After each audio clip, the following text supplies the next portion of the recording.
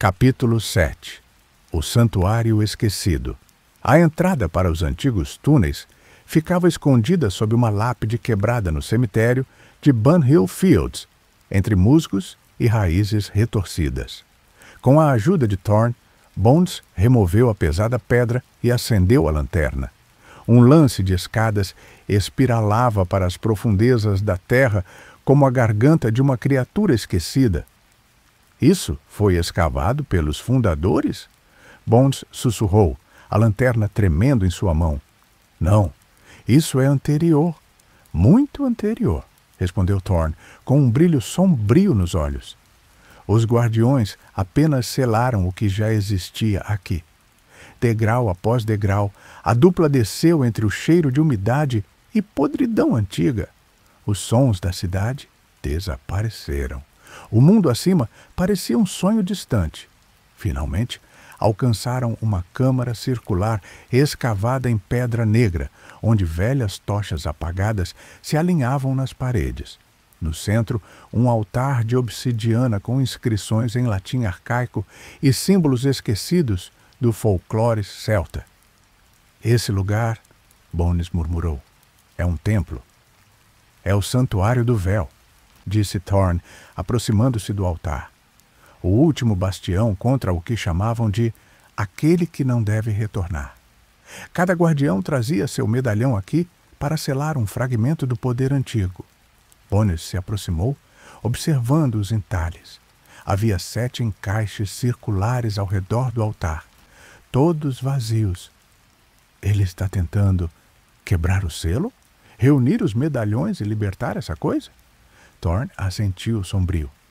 Os assassinatos não são apenas sacrifícios, são rituais. Cada vítima carrega um fragmento da proteção.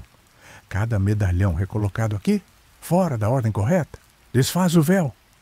Bones se abaixou, retirando o medalhão da última vítima do bolso. Quando o aproximou do altar, ele vibrou levemente, mas antes que pudesse encaixá-lo, um som cortou a escuridão. Passos! Abaixem-se! Gritou Thorn, puxando Bones para trás de uma coluna. Uma figura desceu lentamente os degraus, envolta em um manto escuro. Em suas mãos, o medalhão da terceira vítima pendia como um pêndulo profano.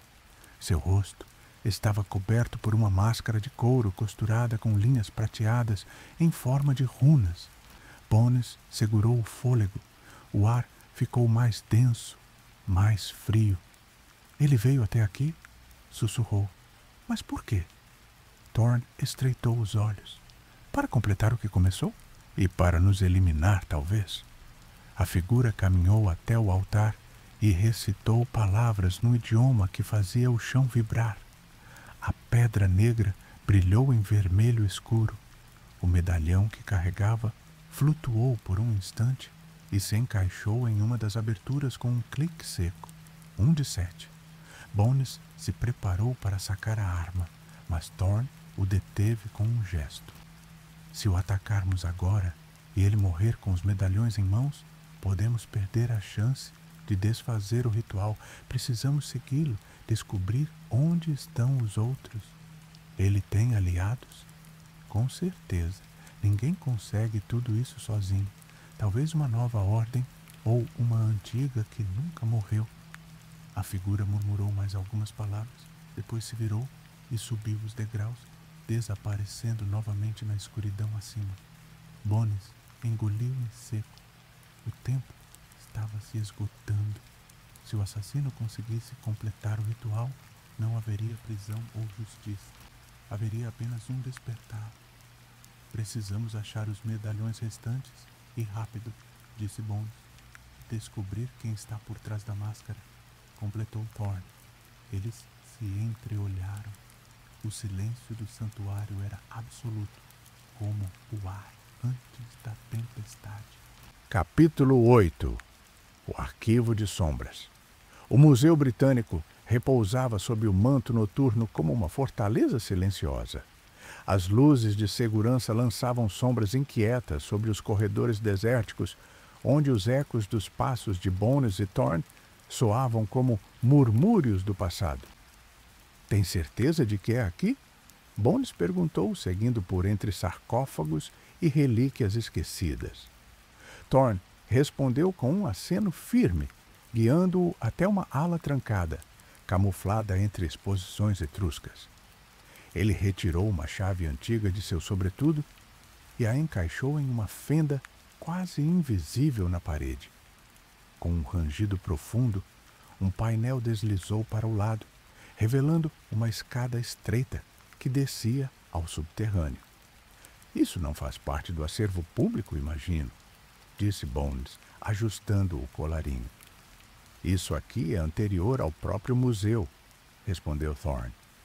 Os guardiões mantinham arquivos secretos sobre os selos, linhagens e rituais. O assassino certamente passou por aqui. E se ele souber o que nós sabemos, pode estar mais perto do que pensamos. A escada os levou a uma cripta revestida de prateleiras e armários de ferro. Papéis envelhecidos, pergaminhos e grimórios ocupavam cada canto. No centro, uma grande mesa de pedra com um brasão em relevo, um escudo dividido por um véu e uma espada atravessando-o. O brasão da fraternidade? Bones sussurrou. Thorne assentiu. O brasão dos Guardiões do Véu. Esta sala era um ponto de consulta e vigília. Aqui estão as linhagens registradas, os mapas dos selos e os nomes dos descendentes. Bones se aproximou de um dos armários de madeira carcomida, puxando uma gaveta marcada com o ano 1834.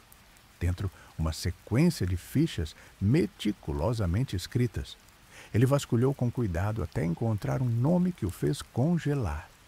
Elias Bones. Meu avô, murmurou. Thorne olhou surpreso. Você nunca falou de sua família? Nunca tive muito o que falar. Meu pai morreu quando eu era pequeno. Minha mãe desapareceu pouco depois. Elias era um nome esquecido em cartas velhas, mas agora... Ele retirou a ficha e a leu.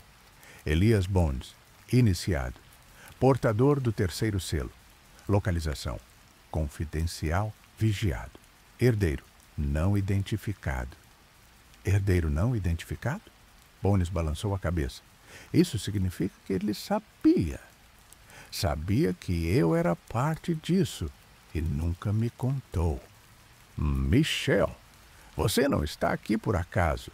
Seu envolvimento não é apenas profissional, disse Thorne com gravidade. É pessoal. Você é um elo da corrente. Antes que pudessem reagir, um som metálico ecoou do corredor. Passos, vozes abafadas. Bones apagou a lanterna. Thorne já havia sacado uma pequena pistola. Temos companhia, sussurrou Bones. 2 vultos surgiram da escuridão, armados e vestindo casacos escuros. Seus olhos brilharam à luz fraca, como se algo mais do que humano os habitasse. Peguem os arquivos. O doutor quer todos os registros antes do nascer do sol, disse um deles, vasculhando as prateleiras. Bones e Thorne se entreolharam. Não havia como escapar sem confronto. Com precisão e silêncio, Bones avançou como um espectro.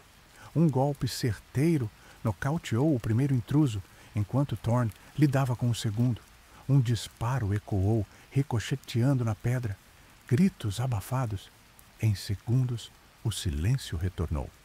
Os intrusos estavam inconscientes. O doutor, Bones murmurou, o mesmo nome que ouvimos no diário de Finch. Thorne se agachou junto aos corpos e tirou de um deles um medalhão idêntico aos das vítimas, mas com uma diferença. Este trazia uma nova gravação. Quando os 7 caírem, o 8º se erguerá. Um 8º selo? Bones franziu o senho. Nunca ouvimos falar disso. Porque talvez não fosse para ser conhecido, disse Thorne. O ritual não termina com o 7º selo. Ele desperta o 8º. O portador final. A chave. Bones sentiu um calafrio percorrer-lhe a espinha. E se... engoliu em seco.